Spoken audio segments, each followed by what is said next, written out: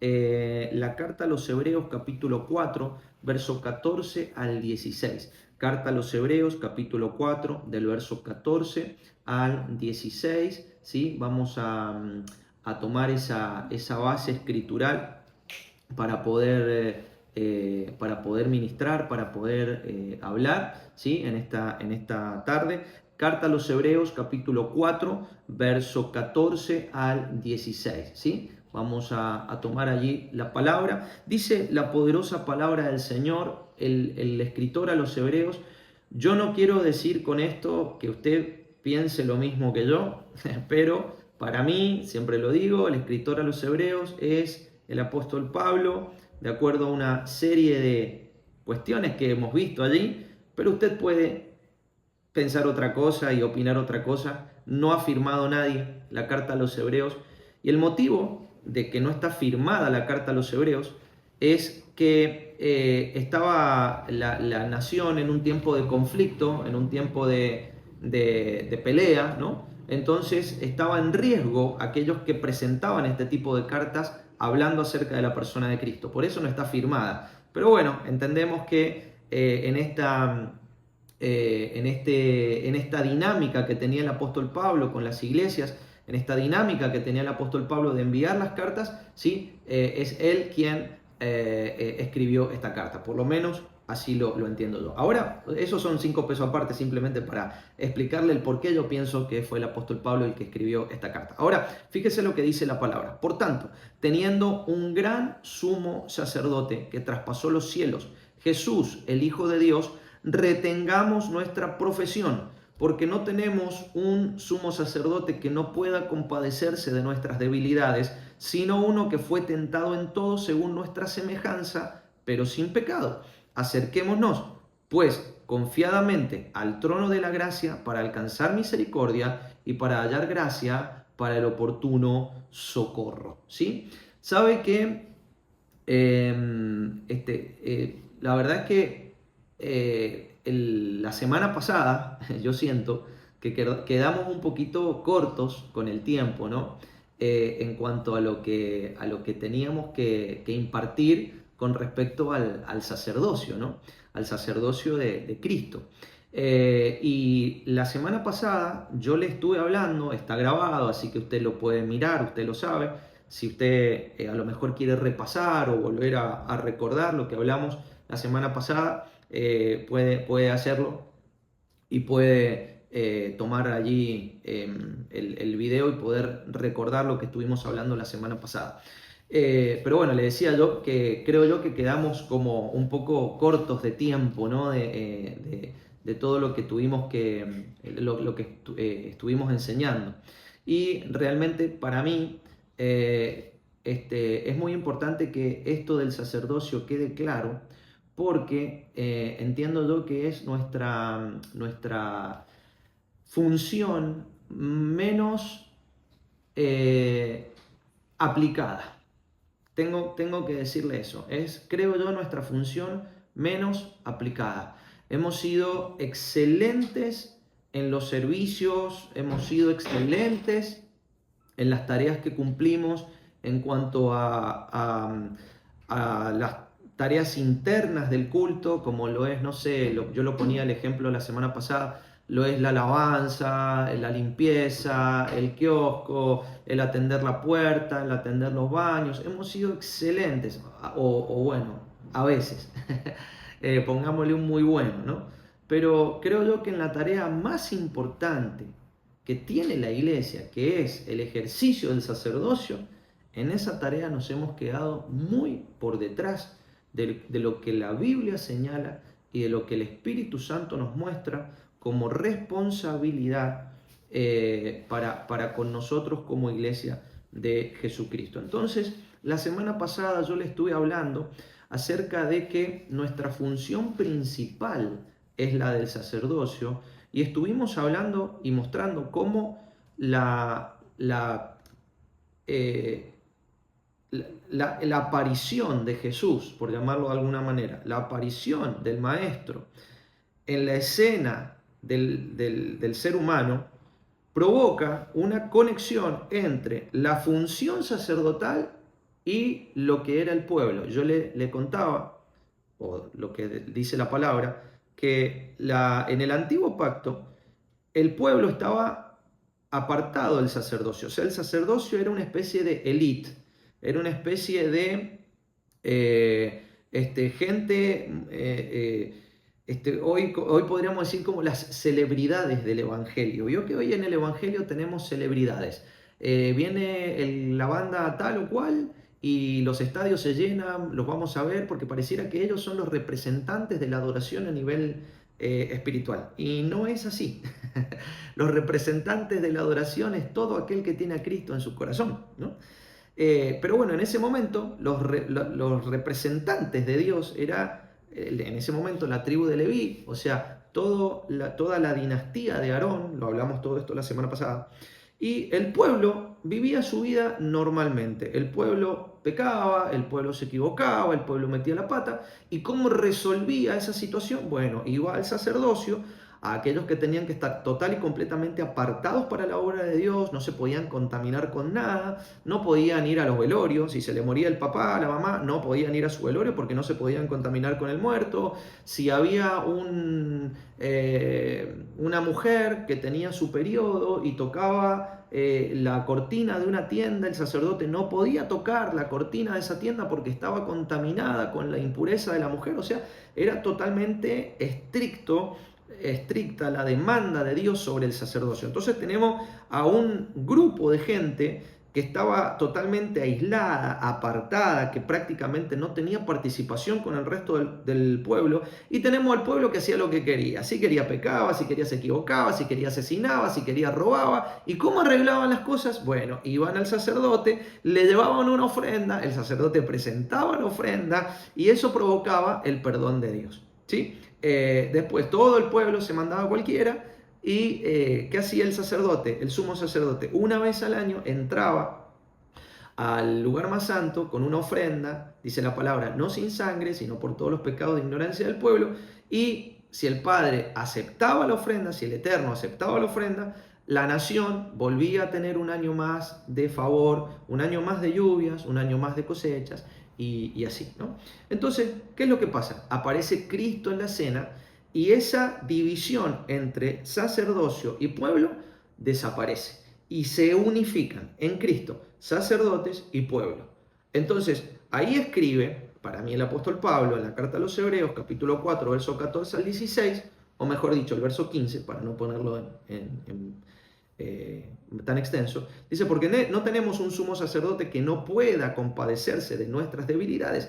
Y hablamos la semana pasada, ¿no?, de que el hombre Cristo, o sea, el hombre que es hombre por fuera, aún con sus debilidades naturales, aún con sus situaciones internas difíciles de controlar, teniendo a Cristo adentro de él, ¿sí? Ahí es donde desaparece esa división entre sacerdocio y pueblo, y como hombres naturales, llenos de errores, imperfectos, podemos ejercer el sacerdocio de Cristo, ¿no? Todo eso lo estuvimos hablando la semana pasada. Ahora, carta a los Hebreos, capítulo 7, verso 25. Carta a los Hebreos, capítulo 7, verso 25. Dice la poderosa palabra de Dios. Por lo cual puede también salvar perpetuamente a los que por él se acercan a Dios, viviendo siempre para interceder por ellos, ¿sí? La función, ¿se acuerda?, principal del sacerdocio. Yo esto se lo hablé la semana pasada, pero quiero reafirmar esto porque le vuelvo a repetir lo que le dije al comienzo de esta enseñanza. Creo yo que para la iglesia el sacerdocio y la función del sacerdocio ha sido muy despreciada, muy desatendida, ha sido vista muy de lejos y hemos puesto esa carga sobre los pastores, sobre los músicos, por alguna persona, sobre los ministerios. Pero amado, esta es una tarea de la iglesia, ¿sí? Y yo le hablaba y le decía de que la tarea principal del sacerdocio no es predicar, la tarea principal del sacerdocio no es enseñar, la tarea principal del sacerdocio no es adorar, la tarea principal del sacerdocio es interceder. Por eso, para mí el apóstol Pablo escribe en la carta a los Hebreos capítulo 7, verso 25, por lo cual también puede salvar perpetuamente a los que por él se acercan a Dios, viviendo siempre para interceder por ellos. O sea, la intercesión es una actividad continua, constante. Primera epístola del apóstol Pedro, capítulo 2, verso 9, dice la poderosa palabra del Señor: mas vosotros sois linaje escogido, real sacerdocio, nación santa, pueblo adquirido por Dios, para que anunciéis las virtudes de aquel que os llamó de las tinieblas a su luz admirable. ¿Sí? Entonces, ¿cómo cierra la Escritura? Por lo menos desde el canon cronológico que nosotros tenemos. Nosotros vemos Génesis como lo primero y Apocalipsis como el final. Bueno, ¿cómo cierra? ¿Cómo va cerrando? Porque primera epístola del apóstol Pedro se va acercando al cierre, que es el Apocalipsis, ¿no? ¿Cómo va cerrando? Declarando, trayendo conciencia al pueblo de Dios de que cumplimos función sacerdotal. Ahora, vamos a la enseñanza que nos compete el día de hoy. Hay una parte de la iglesia, o mejor dicho, hay una parte, sí, de la iglesia, del cuerpo de Cristo, que todavía no asimila su responsabilidad sacerdotal. Quieren seguir siendo pueblo porque de esa manera se sienten eximidos de la carga de compromisos que tenemos por ser parte del pueblo de Dios. Claro, obviamente, si usted analiza el sacerdocio visto desde el Antiguo Testamento, claro, le decía yo recién, imagínense, el sacerdote no se podía contaminar con nada, con absolutamente nada. Le ponía este ejemplo: si el papá del sacerdote se moría, el sacerdote no podía ir a despedirlo al velorio, no podía celebrar el funeral con él porque se contaminaba. Y el hombre se quedaba con la tristeza de no haber podido despedir a su padre y verlo por última vez. Ese tipo de demandas, incluso usted va a ver, en algún momento lo vamos a estudiar, todas las demandas de Dios sobre el sacerdocio, y Dios incluso hasta se metía, mire cuán exigente era el calibre de responsabilidad del sacerdocio, que aún Dios había establecido cómo era la ropa interior, cómo debía ser la ropa interior del sacerdote. Habla del lino, y todo eso tiene una explicación, tiene un porqué. No es que a Dios se le ocurrió que usaran calzoncillos de lino. Tenía toda una explicación con el tema de la sudoración y de lo que significa la sudoración, porque la sudoración, la transpiración, es el expulsar toxinas, y la toxina era considerada también una contaminación del cuerpo, ¿no? Bueno, toda una explicación que no podemos y no tenemos el tiempo hoy para explicarlo. Pero entonces, claro, ¿qué pasa? ¿Por qué hoy la iglesia intenta eximirse de la responsabilidad o de la carga del sacerdocio? Porque ven al sacerdocio del antiguo pacto, no ven al sacerdocio del nuevo pacto. Porque en el sacerdocio del nuevo pacto vemos a un Cristo enojado, por ejemplo, con sus discípulos, cuando vienen los discípulos y le preguntan a Jesús: bueno, mostranos al Padre. Y Jesús le dice: muchachos, pero ¿cuánto tiempo he estado yo con ustedes y todavía no se dan cuenta de cómo funciona la cosa? Enojado el Señor Jesús, enojado con los cambistas, ¿sí? En la puerta del templo, cuando ellos lo que hacían era lucrar con la ofrenda, lucrar con el hacer negocio con el perdón de los pecados, ¿sí? Usted lo va a ver al maestro triste pidiéndole a los discípulos, a 3 de ellos: vengan a orar conmigo porque mi alma está triste aún hasta la muerte. Vamos a ver a un Jesús con hambre, vamos a ver a un Jesús enojado, vamos a ver a un Jesús triste. Un Jesús que experimenta la humanidad, pero que es capaz de llevar el cumplimiento del sacerdocio. Entonces, claro, cuando yo analizo el sacerdocio desde el antiguo pacto, digo: no, yo no puedo con esto, no, yo no puedo dejar de decir malas palabras, no, yo no puedo dejar de, de mirar fútbol y no enojarme cuando mi equipo está haciendo las cosas mal. Es que yo no puedo, tengo un carácter muy difícil y me cuesta sujetarlo, entonces no, yo no podría ser pastor. ¿Sabe la cantidad de gente que me ha dicho a mí: yo no podría ser pastor, yo no sé cómo hace usted para ser pastor? ¿Quiere que le diga algo? Yo no hago nada, es Cristo en mí, la esperanza de la gloria. Porque si dependiera de Jairo, de las debilidades de Jairo, de las fortalezas que pudiera yo llegar a tener como ser humano, amado, yo no podría lograr absolutamente nada. Pero como no depende de mí, gracias al Señor, depende de Cristo, aleluya, gloria a Dios. Como depende de Él, amado, es entonces que podemos ejercer un sacerdocio entendiendo nuestras debilidades y llevando nuestras debilidades a los pies de Cristo, al perfecto Cristo, aquel que pudo cumplir la ley, aquel que pudo llevar a cabo el ejercicio del sacerdocio aún con la experiencia de lo humano y de lo natural. Amén. Entonces, cuando yo analizo el sacerdocio desde ese lado, yo ya no tengo temor. Ahora puedo decir, Señor, acá estoy, soy tu vaso, lléname de lo que quieres que yo entregue. Acá estoy. Amado, ¿sabe la cantidad de veces? Yo lo he dicho muchas veces públicamente, lo hemos dicho en las enseñanzas de los días domingos. ¿Sabe la cantidad de veces que a mí me dieron ganas de tirar la toalla? ¿Sabe la cantidad de veces que lloramos con mi esposa porque no le veíamos sentido a lo que estábamos haciendo? Pero era Cristo en nosotros. Era el mismo Cristo que nos llevaba después de una noche de llanto a levantarnos con la esperanza de saber que era Él el que estaba en control de todo. Amado, si hubiese dependido de nuestra debilidad, ¿qué sería de nosotros? ¿Qué sería de usted? ¿Qué sería de la Casa Apostólica Emanuel de la ciudad? Entonces, Cristo es nuestro sumo sacerdote de acuerdo a la dinastía o al linaje de Melquisedec. Ahora, si Cristo es la cabeza, escuche, si Cristo es la cabeza y el cuerpo está en otra sintonía, escuchen, si Cristo es la cabeza y el cuerpo está en otra sintonía, estaríamos hablando de una cuadriplegia espiritual. Y el cuerpo de Cristo es perfecto. Por eso, si yo no tomo la carga de responsabilidad que significa el sacerdocio y me muevo a un lado contrario de hacia dónde va la cabeza, y yo creo que soy parte del cuerpo cuando la cabeza va para allá y yo voy para allá, lo que yo estoy viviendo realmente es estoy expulsado del cuerpo. No estoy conectado al cuerpo, estoy expulsado del cuerpo, porque el cuerpo de Cristo no está cuadraplégico. No sé si sabe lo que es la cuadraplegia. A mí me gusta mucho Superman. Yo cuando era niño, mi mamá mi mamá trabajaba en una distribuidora de revistas y ella me traía cómics y la mayoría de los cómics que ella me traía eran de Superman. Entonces me gustó. Ahí Mayra dice que está intentando conectarse, que está en espera, pero que no logra entrar. Mi mamá me traía los cómics y yo no podía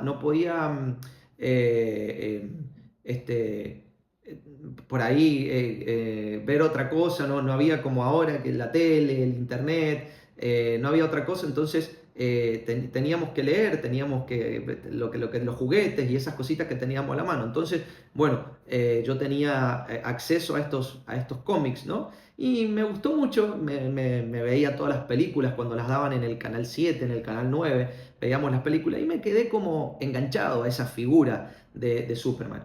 Entonces yo recuerdo cuando al actor de Superman la película, que es Christopher Reeve, muchos de ustedes lo conocerán, él tuvo un accidente andando a caballo, él se cayó y su cuerpo quedó cuadraplégico, o sea, su cabeza del cuello para arriba le funcionaba todo. Él podía ver, él podía hablar, él podía oír, él podía pensar, pero del cuello para abajo no le funcionaba nada.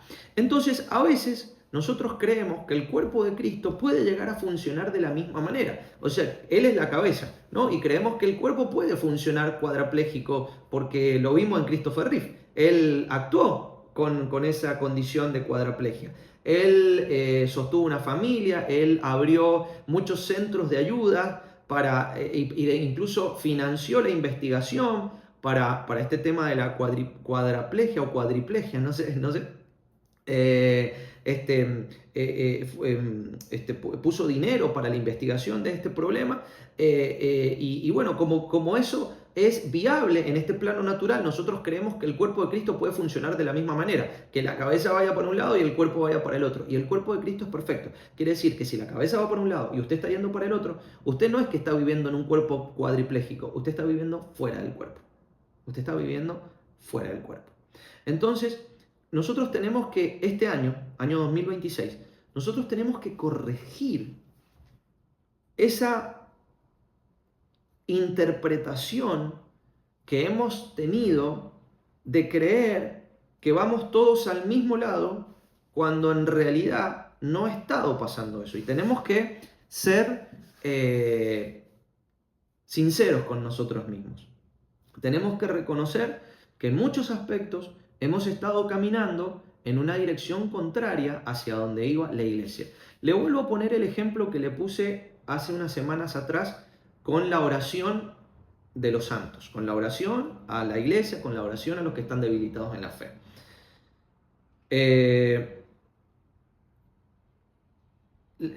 Yo le compartía que la función principal del sacerdocio es la intercesión. Y yo creo que una de las cosas que la iglesia no ha estado haciendo, y cuando hablo de la iglesia hablo de la Casa Apostólica Manuel de la Ciudad, o sea, estoy hablando de usted y de mí. Nos ha faltado fuego en la intercesión. Nos ha faltado fuego en la necesidad de nuestro hermano, la necesidad de las familias dentro de la iglesia. Nos ha faltado interés. Y usted va a ver al Señor Jesucristo orando, intercediendo por los discípulos. Él dice en un momento de la historia: yo no te ruego solamente por estos, te ruego también por los que van a venir después de estos. O sea, Cristo intercede por los suyos. Cuando digo los suyos, es por los 12, pero también por los que van a venir a causa de la predicación de los 12, ¿no? O cosas como, por ejemplo, Pedro, Satanás me ha pedido para zarandearte, Satanás me ha pedido para traerte lucha, para traerte prueba, pero quédate tranquilo porque yo he orado para que no te falte la fe. Ahí lo podemos ver nuevamente intercediendo en la cruz del Calvario. Padre, perdónalos porque no saben lo que hacen, intercediendo continuamente, intercediendo por la mujer que había sido encontrada en el acto de pecado. Cuando él le dice: a ver, muchachos, ustedes, el que esté libre de pecado, tire la primera piedra. Nadie tiró nada. ¿Y qué le dice Jesús a la mujer? Mujer, ni yo te condeno, pero no peques más. Anda y no peques más. Intercediendo por la mujer samaritana en el pozo de Jacob. Cuando usted lo va a ver ahí a Jesús en privado con aquella mujer, contra todo pronóstico, contra toda habladuría del entorno, y él diciendo a la mujer: mujer, has tenido 5 maridos y el que tienes ahora no es tu marido. O sea, te traigo a luz tu necesidad, te traigo a luz tu pecado, te traigo a luz tu falta, para que te arrepientas y vuelvas en sí. Entonces, eso, amada Casa Apostólica Manuel de la Ciudad, nos ha faltado. Nos ha faltado. Hemos tenido gente extraordinaria para la enseñanza, gente extraordinaria para la alabanza, gente extraordinaria para el servicio, gente extraordinaria para la limpieza, gente extraordinaria para un montón de cosas, pero hemos tenido muy poquita gente extraordinaria para la intercesión. Y no es que a través de estas enseñanzas queremos buscar a 2 o 3 más que intercedan. Necesitamos que la iglesia se involucre en la intercesión. Y cuando le hablo de intercesión, no le estoy hablando de las 4 hermanas que se encierran a orar en un día de ayuno. Le estoy hablando, amado, de la iglesia que se involucra con la búsqueda de la gente, que se involucra con la conexión, con la necesidad del pueblo, que se involucra en buscar a aquellos que están debilitados en la fe, porque esa es la función principal del sacerdocio. Esa tiene que ser nuestra mayor carga. Usted me dirá: yo no tengo madera para predicar. Bueno, pero tenés WhatsApp para conectarte con ese hermano que hace mucho que no ves, buscarlo, invitarlo a la iglesia, orar por él, interceder por él. No, es que yo no tengo la caradurez que tiene el evangelista tal o la evangelista tal para ir a predicar el evangelio y repartir los trataditos. ¿Ah? No tengo esa chispa, no tengo ese carisma. Pero tenés formas de acercarte a alguien y decirle: ¿sabes qué, hermano? Estoy orando por vos. ¿Sabes qué, hermana? Estoy orando por tu familia. ¿Sabes qué? Me percaté de que hace 2 domingos que no venís a la iglesia. Quiero tomar esta responsabilidad de la intercesión y orar por vos. Paralelamente al trabajo interno que yo hago en la congregación, paralelamente al trabajo interno que yo cumplo en la liturgia dominical, paralelamente a eso, yo también soy un intercesor, porque soy sacerdote. Mire lo que declara el apóstol Pablo en la primera carta a los Corintios. Esto lo leí recién, antes de iniciar, estaba leyendo un poquito, lo leí recién y me llamaba poderosamente la atención esto. Primera carta a los Corintios, capítulo 13, del verso 1 al verso 3. Cuando habla de la preeminencia del amor. Primera carta a los Corintios, capítulo 13, del verso 1 al verso 3. Mire, yo creo, yo por lo menos, es como que lo volví a leer, por eso necesitamos leer la Biblia completa. El desafío Biblia 365 que vamos a iniciar a partir del 1 de marzo, se tienen que sumar porque necesitamos ver cosas como estas. Mire lo que dice el apóstol Pablo en su primera carta a los Corintios. Dice, si yo hablase lenguas humanas y angélicas y no tengo amor, vengo a ser como el metal que resuena o címbalo que retiñe. Y si tuviese profecía y entendiese todos los misterios y toda ciencia, y si tuviese toda la fe, de tal manera que trasladase los montes y no tengo amor, nada soy. Y si repartiese todos mis bienes para dar de comer a los pobres, y si entregase mi cuerpo para ser quemado y no tengo amor, de nada me sirve. Amado, la intercesión está íntimamente ligada con el amor. El motor más potente que tiene el ser humano, el motor más potente que tiene la iglesia, el motor más potente que tiene el universo es el amor. Es el amor. El amor es el que todo lo puede. El amor es el que todo lo soporta. El amor es el que nunca deja de ser. Porque el amor es Cristo.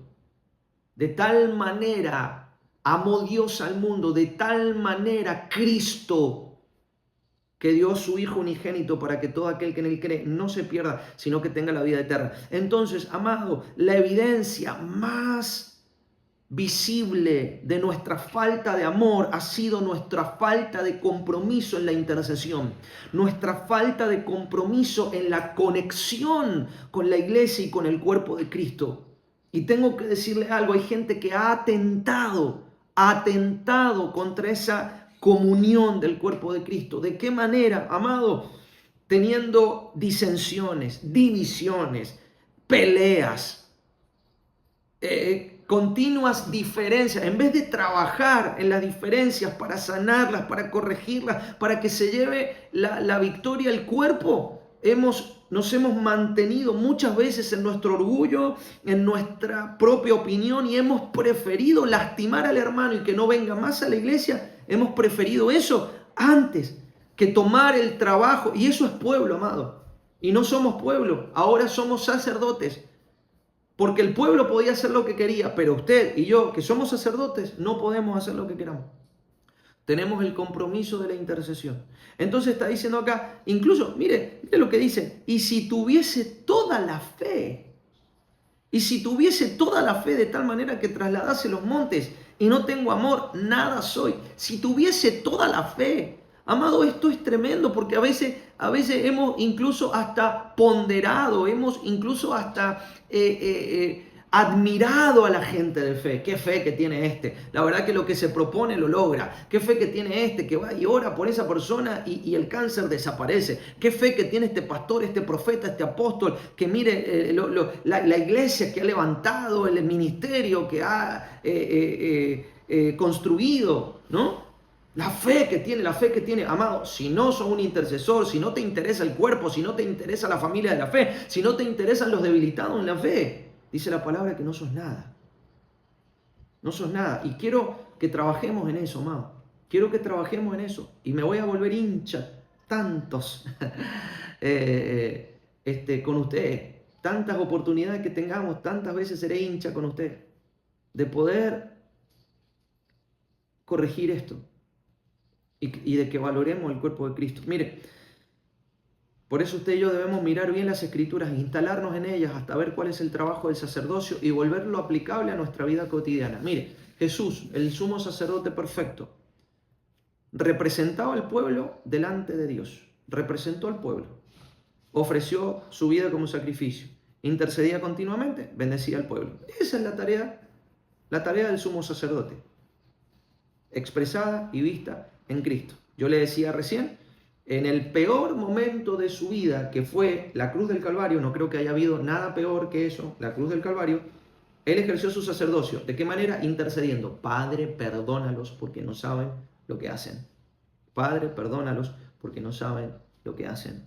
Entonces ahí, amado, en el peor de los momentos de su vida, él estaba intercediendo por el pueblo ignorante, por el pueblo que no había logrado interpretar la misión de Cristo sobre la tierra. Entonces, mire, le voy a abrir mi corazón y le voy a contar algo que es muy personal, es muy íntimo, pero bueno, eh, se lo comparto.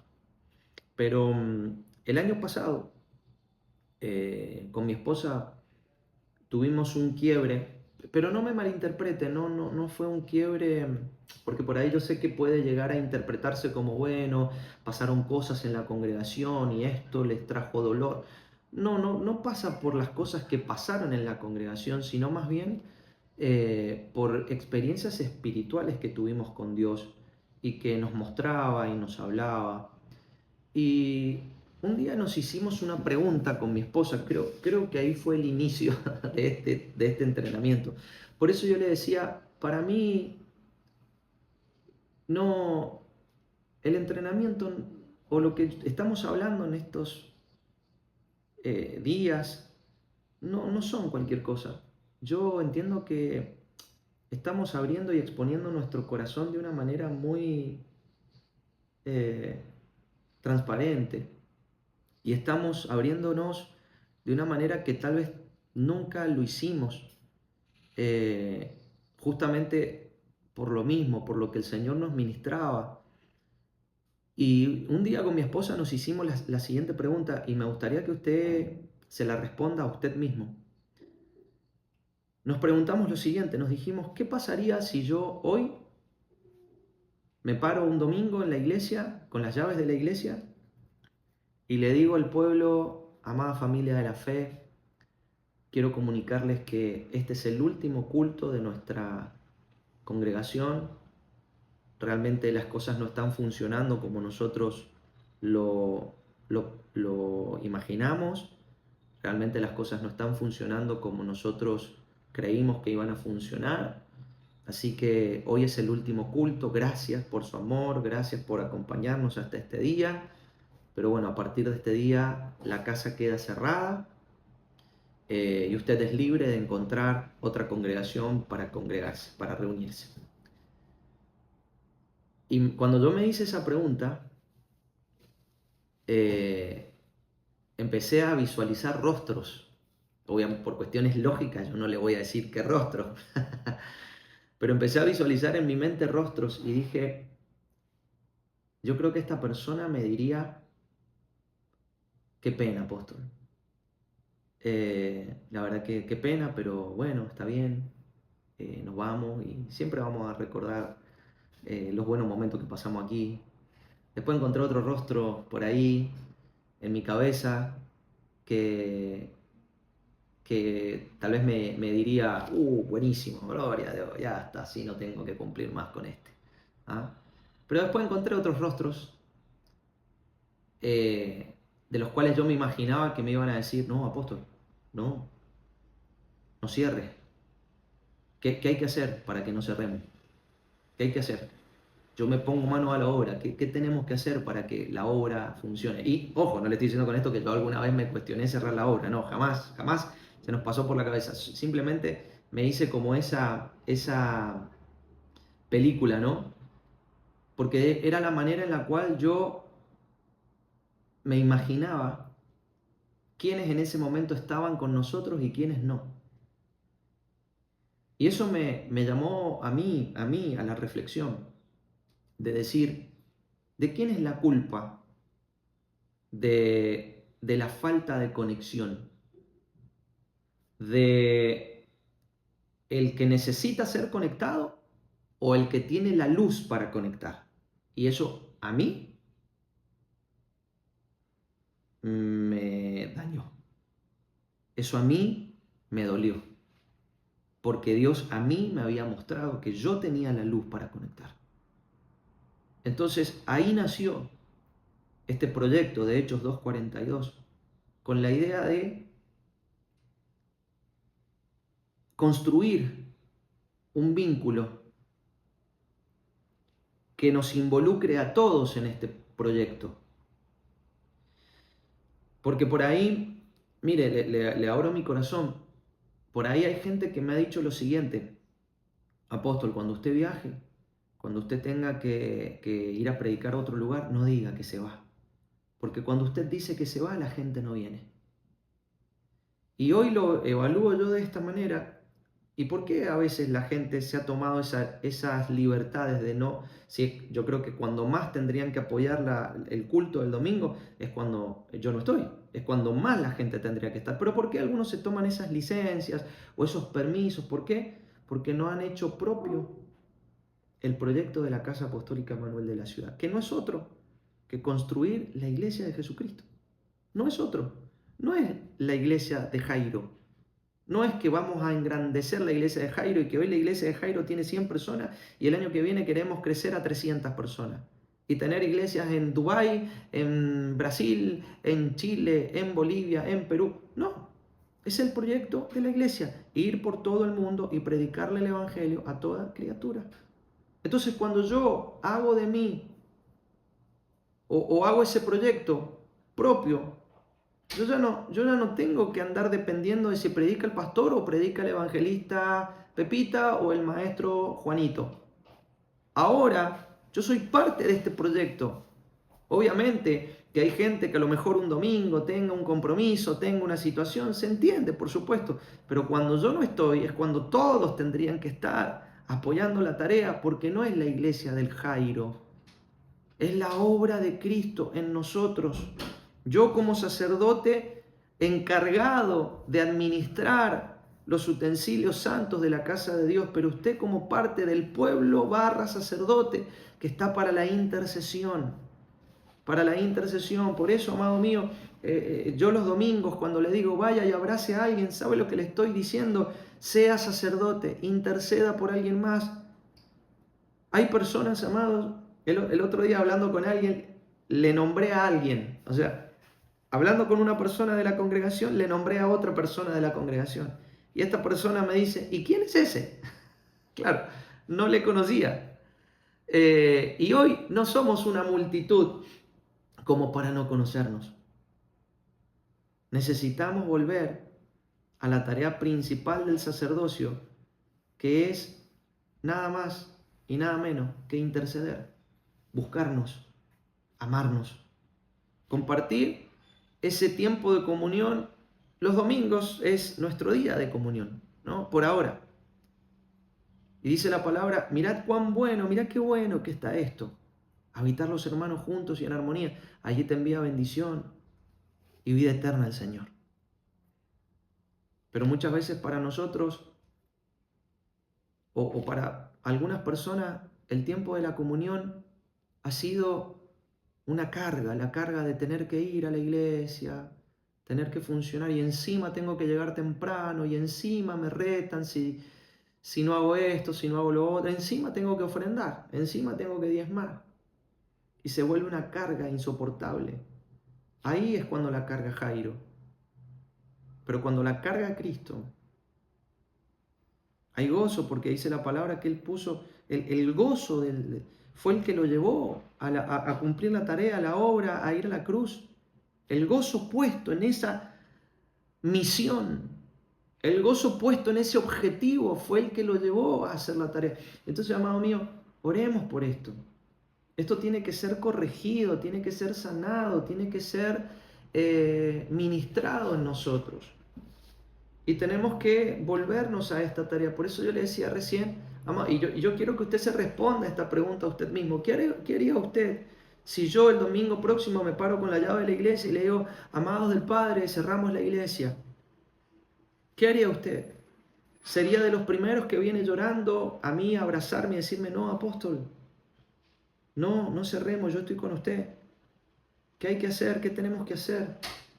¿Sería usted uno de esos o sería usted uno de los que se iría sin decir nada, buscando otro lugar? Porque bueno, cerró este, me voy a otro. Así de sencillo. Amado, ¿qué valor le estamos dando al pueblo? ¿Qué valor le estamos dando a la iglesia? ¿Qué valor le estamos dando a la familia de la fe?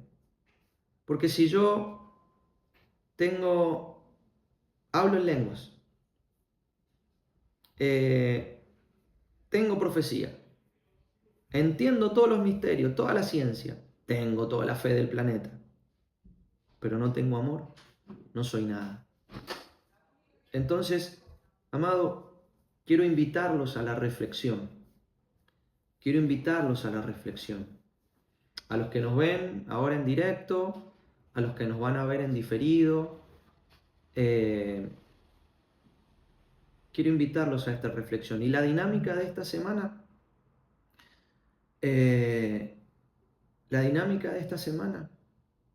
va a ser tomar a una familia, pero no a la familia de mi amigo, al que yo me llevo bien, con el que yo charlo siempre, con el que me junto a comer asados. No. Visualiza a alguien. Visualiza una familia, una persona. Hay muchas personas solitas en nuestra congregación. Algunas solitas en la vida y otras solitas porque son la única persona que va o que es cristiano dentro de la familia. Visualiza una familia, visualiza una persona y mandale un mensaje en el transcurso de esta semana. Mándale un mensaje y comprometete a orar por esa persona. Y quiero que la devolución de la dinámica va a ser, Apóstol Jairo, yo estoy orando por esta persona. Le mandé un mensaje y le pregunté, no sé, voy a poner un nombre ahora porque la tengo acá, mi esposa. Dios me puso a orar por el apóstol Gaby. Apóstol Gaby, esta semana quiero orar por usted. Quiero que me diga cuál es la necesidad. Quiero que me diga cuál es su situación. Yo esta semana quiero orar por usted. Quiero que sepa que esta semana voy a orar por usted. Y si Dios te pone en el corazón una persona que hace mucho que no va a la congregación, no solamente ores por esa persona, no solamente haceme saber por quién estás orando, sino también decirle, te espero el próximo domingo. Te quiero abrazar. Te quiero bendecir. Estás en necesidad económica. Tal vez yo no tengo para ayudarte, pero voy a hablar con el apóstol. Apóstol, ¿qué podemos hacer? Esta persona está pasando una necesidad financiera. ¿Qué podemos hacer como iglesia para ayudarle? ¿Usted cree que no lo vamos a hacer? ¿Usted cree que no vamos a hacer parte de eso? Amado, quiero invitarte a la reflexión esta semana. Quiero que me ayudes. Yo siempre oro por todos, siempre me comunico con todos, pero te pido que me ayudes en esta tarea, la tarea de la intercesión. Ayúdame a interceder por alguien. Ayúdame a acercarme a alguien, a orar por alguien, a buscar a alguien. Comprométete con tu familia, con tu esposa, con tu esposo. Comprométete a orar por alguien, a buscar a alguien. Esa es la dinámica de esta semana.